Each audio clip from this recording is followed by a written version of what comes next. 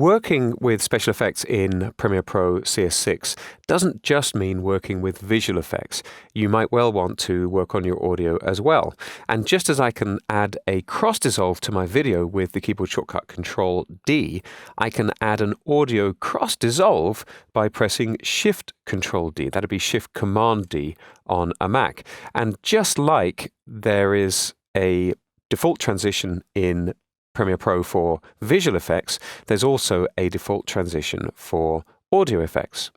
Here you can see the highlighted one is this constant power style audio crossfade, and just as I've got in my preferences a default duration for video transitions, I've got a default duration for audio transitions. Now, in my head, a video transition is the same kind of thing as an audio transition, but you have to give them a different name because, of course, one's visual and one's auditory. So it's cross-dissolve for video and a cross-fade for audio. But essentially, this works the same way as a visual effect. If I double-click on this effect, I'm going to get a very, very similar interface where I can adjust the duration of my crossfade. This is limited by the handles on your media. I can do the same thing on the timeline. And generally speaking, I suppose most people would say go for the constant power option. You can see from the icon here for this effect, this is going to boost the mid-range volumes. So the crossover point is a little bit higher than a linear crossfade would give you. And this is a good idea because, in fact, the way your hearing works, if you're a regular human being, is you hear different frequencies with different levels of sensitivity, and you also hear different volumes with different levels of sensitivity. And that's why the decibel scale is a more accurate measure of perceived volume than any kind of linear scale, which measures the actual power of the energy, if you like, of the sound. So constant power is probably a good bet. Just like the visual effects, if I want to, I can apply a different crossfade by dragging and dropping over the top of the existing one. You can see here, this is giving me a more linear crossover, constant gain. Select that. Again, very similar.